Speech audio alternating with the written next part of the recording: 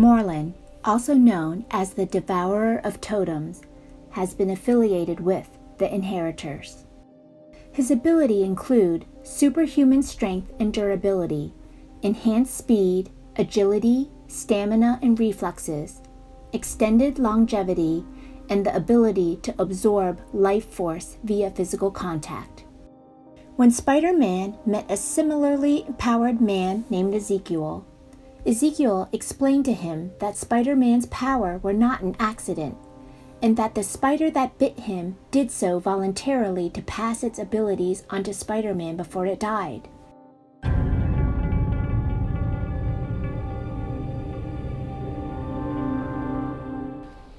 This made Spider-Man a totem, a bridge between man and beast with the properties of both.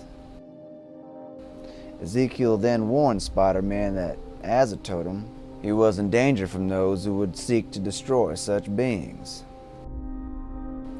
One of those who revealed himself soon after was Morlun.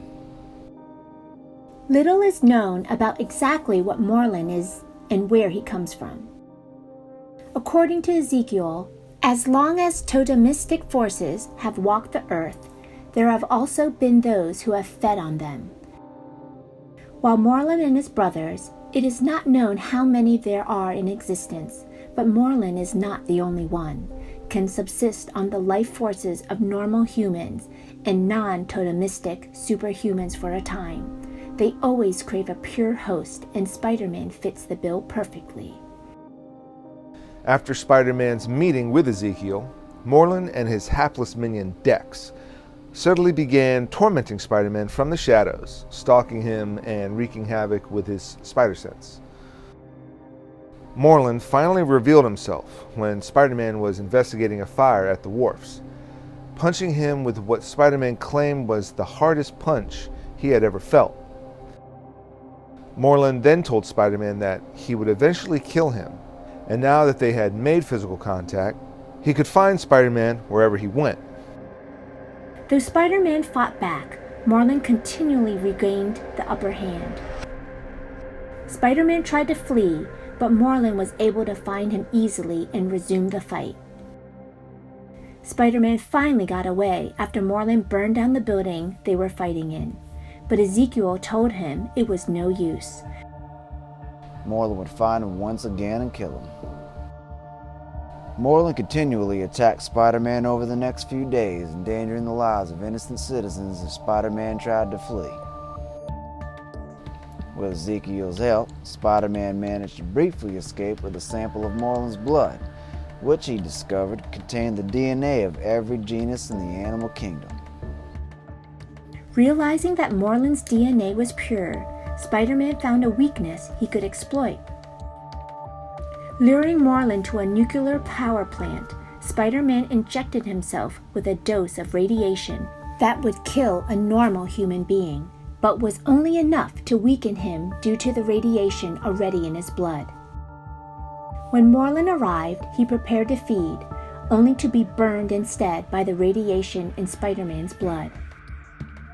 Spider-Man explained that he was not a pure spider totem as Morlun had guessed, due to the spider that bit him had been previously subjected to a dose of radiation, and that while Morlun could feed on the spider, he could not digest the radiation. Absorbing the radiation rather than his spider powers with every punch Spider-Man threw at him, Morlun began to disintegrate, and he negotiated with Spider-Man to spare his life, saying he was nearly doing what was necessary for his survival, and that it was nothing personal. While Spider-Man debated whether or not to let a monster like Morlun walk free, Dex suddenly appears and shoots Morlun, causing him to crumble to dust. Morlun plagues Spider-Man by sudden and mysterious appearances, warning him that he is going to finish him. Spider-Man, for a reason not explainable by science, was dying, and Morlun wished to watch the causes and effects of his ailment. In a climactic battle, Morlun beats Spider-Man badly, ripping out one of his eyeballs, but leaves when the police arrive, opting for a more appropriate time to absorb Spider-Man's life force, leaving the web slinger at death's door. Returning soon thereafter, Morlun enters Spider-Man's room in the emergency ward and prepares to feast, apparently unconcerned about the presence of the Avengers in the hospital. Just as Morlun is about to feed, hospital staff arrive and try to stop him, but he casually breaks one woman's forearm and throws her off to one side. Spider-Man suddenly springs into life in a ferocious display of new powers, including stingers sprouting from his arms that he used to pin Morlun down, and fangs that he used to rip Morlun's throat out. Morlun apparently dies once again, crumbling to dust. A secret group resurrects Morlun so that he can devour the Panther Totem, with the Black Panther gravely injured and in turn weaken the nation of Wakanda. As a start, Morlun slays the long-term Panther adversary, Man-Ape. He was defeated by the new Black Panther Shuri, who, with the help of a witch doctor, sent Morlun into limbo as a sacrifice to ensure that T'Challa could be safely restored to health, where he was forced to battle the endless hordes of death.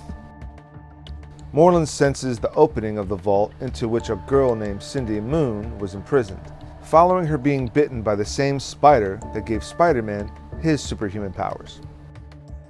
Morlun refers to Moon as the Spider Bride and the spinner at the center of the web.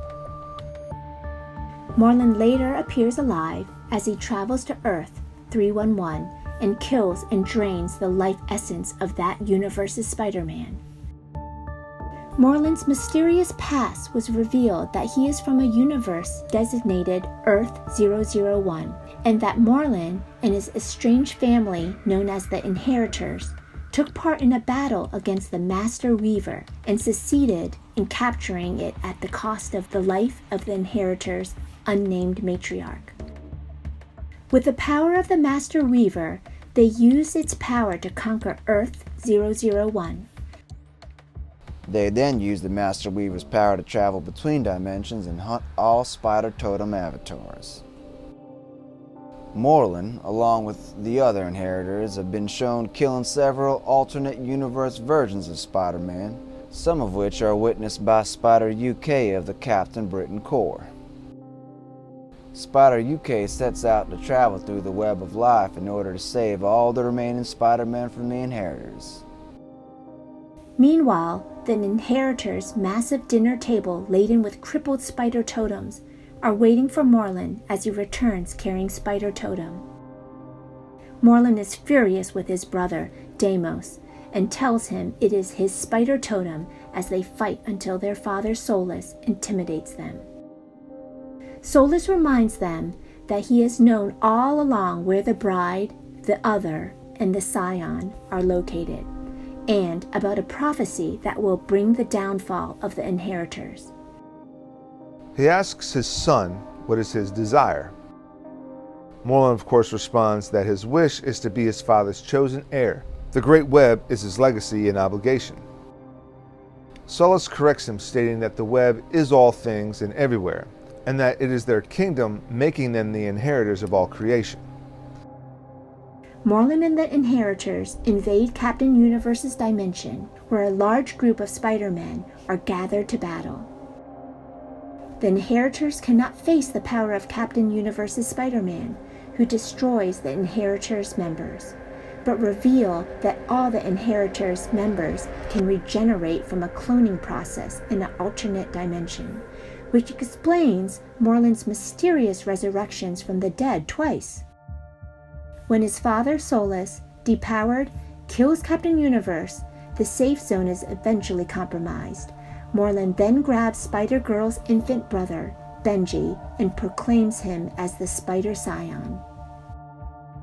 While Morlun is heading toward the teleporter with Benji, Solus attacks the Spider-Man in that dimension while all Spider-Man flee to find the new safe zone. Kane, the Scarlet Spider, arrives. Morlun and the Inheritors battle Kane, and he transforms into a spider monster of the Other and kills their father Solus. Morlun and Deimos look on in horror as they manage to subdue him and then take him to the ritual. In the final confrontation, the Spider-Men had overpowered the Inheritors and stop the ritual to end them all. Although superior Spider-Man kills the Master Weaver so that the inheritors cannot travel between dimensions with their powers.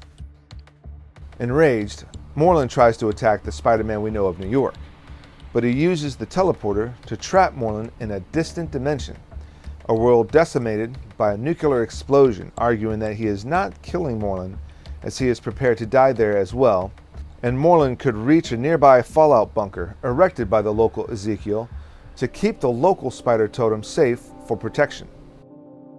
However, Spider-Man is subsequently rescued by Silk, leaving Morlun and the other inheritors trapped in the decimated dimension. Before all Spider-Men can return to their home dimensions, Silk asks Karn, who became the new Master Weaver, if Morlun and the inheritors will be able to survive without spider totems. The Master Weaver remarks that Morlun and the inheritors are feeding on only surviving life forms in their new prison dimension, which happens to be only mutated spiders. As the Master Weaver and Spider-Man UK monitor from the former Loom world, they realize that providing robots to check in on the inheritors have allowed Genix to generate an interdimensional transmitter, and that the simultaneous detection of a clone generation engine with personality transference has appeared in our dimension, enabling the potential for inheritors to escape. The clone generation engine was designed by Dr. Octopus of our dimension, who perfected both our Miles Warren's cloning technology with the ultimate template that created his new body at the end of the cloning process, and Genix of the Inheritors clone engine. After sending in the Web Warriors consisting of Spider-Gwen, Spider-Ham, Spider-Man UK, Spider-Man Noir, our Spider-Man of NYC, and Octavia Otto of another dimension to confront Superior Octopus, it became apparent that Genix bested Doc Ock by creating an endless loop monitoring the clone generator, enabling a mutagen to override the clone templates. The transmission allowed Morlun to escape from the prison dimension and to regenerate his new body in our dimension. Morlun immediately drained the life force and killed Spider-Man Noir before Genix and their sister Verna also appeared through the clone regeneration engine into our dimension, where Verna killed Spider UK. The Inheritors declared that they plan to make our dimension their new epicenter of their empire. Rather than rebuild, Morlun's immediate focus is to avenge his 3 losses to Spider-Man, much to the dismay of Genix.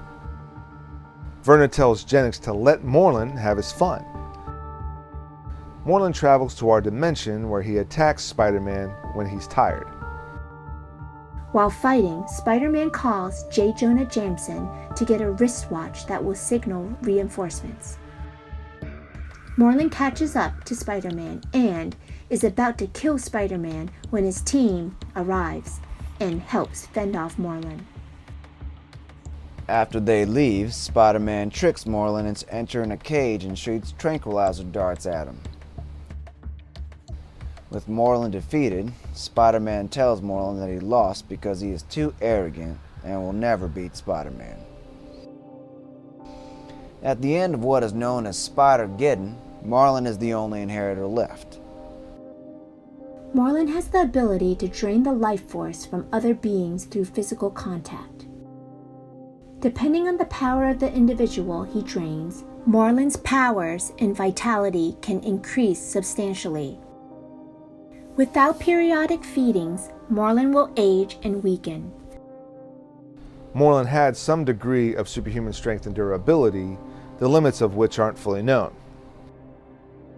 Spider-Man states that Morlun hits harder than any foe he had ever battled, including the Hulk and Thor. When facing the Black Panther, Morlun survived a vibranium-tipped nuclear missile fired at him and tore through an adamantium net. While in his fight with Spider-Man, he survived being inside an exploding building, with the only sign he had been present at the explosion being that his clothing and hair were incinerated, his hair returning to its usual length by the time the sun rose a few hours later. Morlun's physical speed, stamina, agility, and reflexes are sufficiently heightened to enable him to keep up with Spider-Man, as well as allowing him to climb several flights of stairs and cover several blocks in only slightly more time than it takes Spider-Man to reach the same destination by web swinging. Morlun has walked the earth for centuries, if not longer, and is relentless and remorseless stalker. Once Morlun has physically touched somebody, that person is forever imprinted in Morlun's senses, allowing him to track his quarry down from anywhere on Earth throughout various dimensions.